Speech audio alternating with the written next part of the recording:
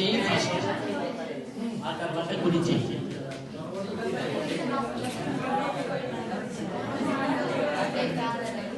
So ఈ positioning ఎందుకు పెడతామంటే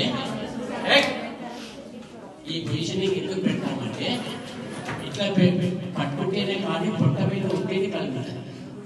ఒత్తిడి కలిగినప్పుడు ప్రాణమయ శక్తి ఊర్ధ్వపీడనం ద్వారా మెదడుని చేరుకుంటాయి.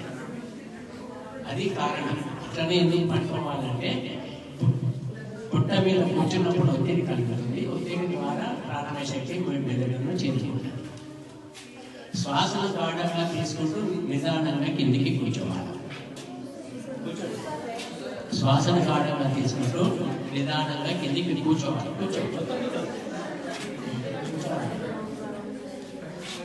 ఈ స్థితిలో 3 సెకండ్లు ఆగాలి. ఎంతసేపు ఆగుదాం? 3 సెకండ్స్ ఆగాల. శ్వాస వదులుతూ పైకి లేవాలి. శ్వాస వదులుతూ పైకి లేవాలి. ఇట్లా చేస్తే సూపర్ బ్రెయిన్ యోగాలో ఒక రౌండ్ పూర్తయినట్లే. ఇంకోసారి చూద్దాం. శ్వాసను గాఢంగా తీసుకుంటూ నిదానంగా కిందికి కూర్చోవాలా. ఈ స్థితిలో 3 సెకండ్లు ఆగాల. శ్వాస వదులుతూ పైకి లేవాలి.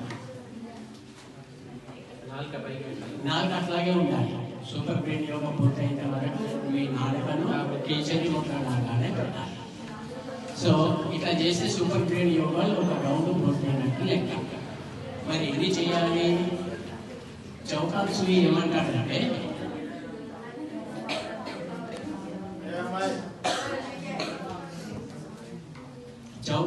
ఏమంటాడంటే ప్రతిరోజు 14 rounds of super brain yoga, 14 రౌండ్ల సూపర్ బ్రెయిన్ యోగా చేయాలి. అంత చేస్తే చాలు. 14 rounds of super brain yoga have to be performed daily in the morning. ఉదయం గనక సూపర్ బ్రెయిన్ యోగా చేస్తే మనం రోజంతా చురుకుగా ఉంటాం. ఉదయం ఎంత ఫ్రెష్గా ఉంటామో సాయంత్రం వరకు కూడా అలసిపోము. మీ బ్రెయిన్